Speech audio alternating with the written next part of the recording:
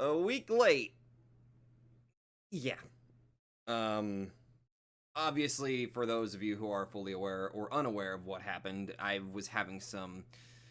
I don't want to say it was necessarily health. I guess it kind of counts as health issues. Let's just say bad tooth needed to be removed. It was tearing up the entire right side of my face and even my throat a little bit to where I couldn't even voice act or anything. It just hurt to talk or just move at all, really. Um, Obviously, as you can tell, I'm much better, even if I'm a little weak behind with other stuff. I mean, yeah, I do apologize for that. But hey, whenever health kind of just starts taking a turn, you gotta like, fuck it, you gotta get that fixed. But anyway, um, welcome back to Assassination Classroom. Thankfully, I do remember much of what happened last week. They got a new transfer student who turned out to be one of the government experiments that they were going to try to bring in to kill Koro Sensei, which is Ritsu, or as they've lovingly referred to her as Ritsu, and she's a AI inside a big boxy computer thing. So that was fun. And at the end of the last episode, we got a bit of a glimpse of what the other pet little project is. Some child that I'm assuming must be like wild or fucking something. I don't know. I get like a weird wild Jungle Boy kind of feel just from the little moment that I did get from him. However, interestingly enough, referring to Koro Sensei as a brother, it really makes me wonder if they really are related, or is it brother in the sense that they are like brothers as experiments, like like your brother in arms. Well, except this time it's your brother in cage. Usually, whenever you think of experiment people or human experimentation, it's usually the first thing that comes to mind is usually people being in cages or something. I don't know. Kind of fucked up if you think about it. I don't want to think about it, so let's not. But looks like we're going to see what this other experimental individual might be, and whether we can turn them into appreciating Koro Sensei or not. It tells me maybe not. But hey, we can at least give it a try. Obviously, I'm still kind of recovering, but I am good enough to easily just get back to the standard routine, as long as I'm careful. Because, again, I had a tooth ripped out. So, I don't know the entire recovery period. I just don't want to fuck up and accidentally reopen shit. However, we have a school of assassins. Would-be assassins. Fuck it. I don't know. Oh, right, and Irina actually managed to get herself a little bit of development. Somewhat. Granted, it was in her own way, which was Irina. But yeah, that was definitely. I think Ritsu was definitely the more important part of that entire thing. Yeah, I've been holding. All right, that was episode 11 of Assassination. So we got introduced to two new people, Shiro and Itona. Itona literally being, I guess not literally, but it was leaning toward the fact that Itona was the Koro Sensei's younger brother, in the sense that they were both done with the same sort of experimentation. Although it seems like Itona's is, I don't know, slightly more refined, to the point where Itona still has a human form. Or maybe it's a lesser form of the experimentation. Well, no, maybe not, because he's exhibiting similar abilities to Koro Sensei. However, that's also a bit of a detriment, because Itona also has the same weaknesses as Koro Sensei. Well, I guess technically the tentacles themselves from his hair have the same weaknesses as Koro Sensei. I will admit, it kind of sucked seeing Koro Sensei being put on the back foot, because again, the show does a good job making me care about him and not wanting to see him die. So I really did get worried there for like a moment, but it never even occurred to me the possibility that, wait a minute, this guy's just like Koro Sensei. That means he's also got the same weaknesses. That's pretty damn good. And to see that Koro Sensei took full advantage of that too, that was pretty damn good. However, a couple of things did happen that really showed a little bit more of Koro Sensei's character. Not only the resourcefulness, but that little moment where it looked like he felt personally insulted and just extremely angry the moment Itona brought out the tentacles. Part of me wants to interpret that he was insulted and just angry that they are still doing the same experimentation that were on other people that was done to him. I'm assuming that's probably why he got mad. I mean, the Lord knows I'd probably get mad. But yeah, that was my interpretation of that. Shiro kind of cheated a little bit, but yeah, I realize. Sure, if you gotta put the fate of the entire world on that, but god damn, man, have a code of honor. It was supposed to be a one-on-one and you cheated. However, I guess technically it counts as outside help. Shiro was cheating by using whatever that pressure thing was, and Koro Sensei basically just casually borrowed the knives from his students. So, outside help on both fronts, therefore it's fair and... Oh boy. Itona is gonna be a hell of a threat. Interesting, though, that he's not being brought in among the students. In which, to be fair, it makes sense because he seems to be exhibiting a bit of a temper. Not the good kind. Come to think of it, there's no such thing as a good kind. But, Itona's getting some homeschooling. Nice.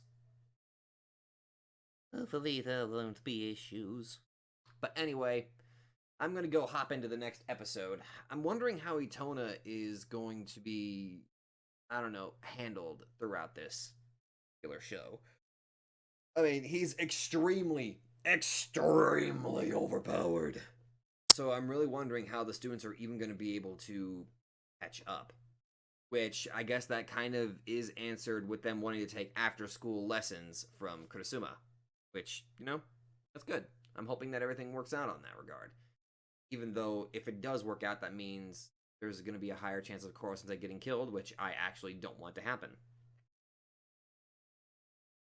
Fortunately, we still don't know, pretty much, still don't know a lot of the answers. Which, Koro Sensei decided not to tell them. Just go, oh, you want to figure out the answers? Kill me! Anyway, I'm going to go hop into the next episode, so I'll see you guys there. Hello there, everybody, and now we are on episode 12 of Assassination Classroom. So last episode, we got the new transfer student, Itona, who is basically Koro Sensei's younger brother. It seems like a slightly more perfected version of Koro Sensei, where he still has his human body, and he can still replicate the tentacles, as well as the high-speed, combat. And unfortunately, he possesses pretty much all of the same weaknesses that Koro Sensei has, which is a bit unfortunate. Although, technically it's fortunate considering I'm actually rooting for Koro Sensei. Ugh. Oh god. Closer to the end, I am not.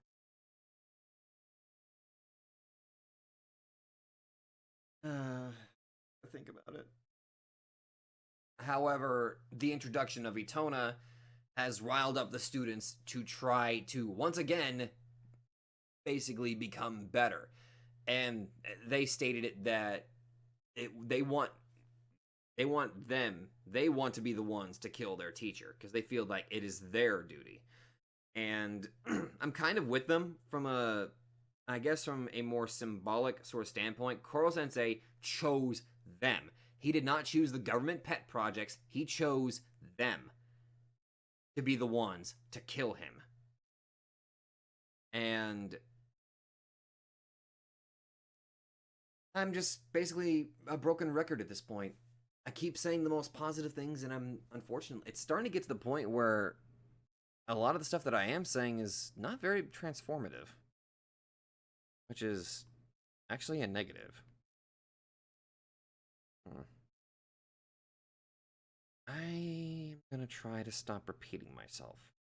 I'll fail miserably, but I'm gonna try at least. Anyway, so they got some new vigor. How the hell are they gonna handle it this time? But I will admit, that battle between Koro-sensei and Itona was very revealing.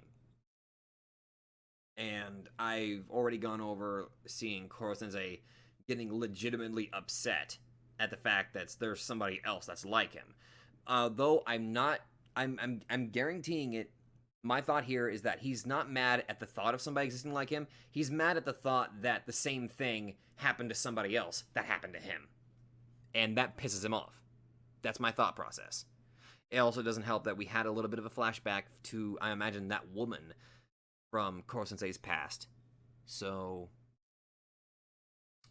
I'm imagining, deep down, he's probably very upset.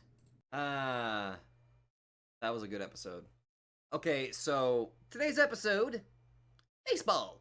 We got to see a little bit of the baseball club having a history with one of our favorite little baseball club students.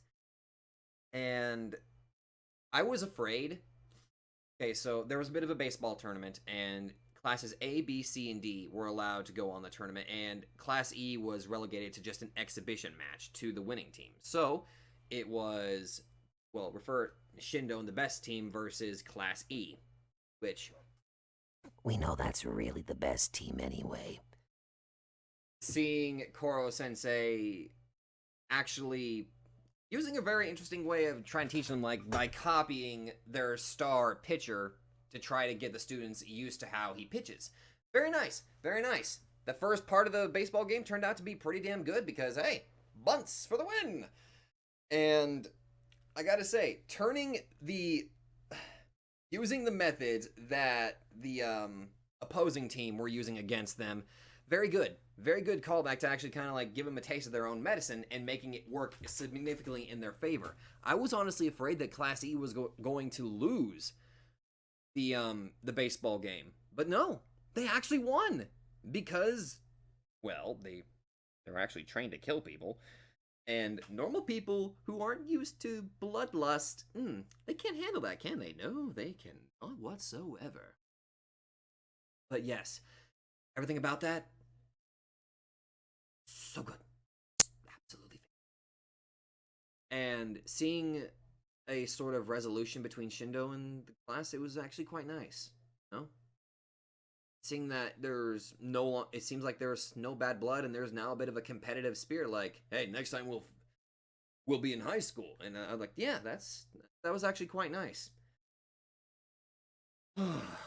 Seeing the depths of the principal's manipulation into building up these students to fear being looked down on was really showing of how fucked up the teaching methods for the upper echelon really are. Because as soon as they get the sensation that somebody is going to be above them, they just seemingly short circuit. And the principal just immediately feeds on that and takes full advantage of that to make them go even more all out. Sure, it incentivizes them to do even better, but it's an extremely unhealthy mindset to put a student through that. And even if it is effective, it's still terrible. Really goes to show, like, despite the fact that I absolutely despise the principal. But I like him as a character. I like his character. Hate him as a person, but I really like his character, you know? Seeing Class E get a victory felt so good. After they had a victory forcibly ripped away from them with that first test. Unfairly so. So being able to see them finally succeed for once, it felt good. And like Koro-sensei said, 1 win, 1 loss. Which means the tiebreaker is going to be the final exams. And I'm betting that's probably going to take place probably at the end of this particular season. Because I know this show that... Well, actually, wait a minute. Is it really going to be the end of this season? Or is it... Because I know Assassination Classroom has like 4 seasons, I think. So maybe it'll be at the end of the 4th season? I don't know. It's probably best for me not to think too deeply on that. Yeah, let's let's not try to pursue that line of thinking, because I don't want to try to hurt my expectations of this show or anything like that. Was it 4 seasons or was it 3 seasons? Yeah, fuck it. Don't care. I'm just gonna enjoy this season. Anyway, this is a pretty good week. Again, I will apologize a little bit for, the week without episodes. I will apologize for that. But hey, we're back on schedule. We are back on schedule. I am able to tackle this much more effectively, and I can finally get back to enjoying, a show about my favorite teacher of all time. So anyway, if you all like this, be sure to let me know. Thank you all very much for watching, and I will definitely see all of you guys in the next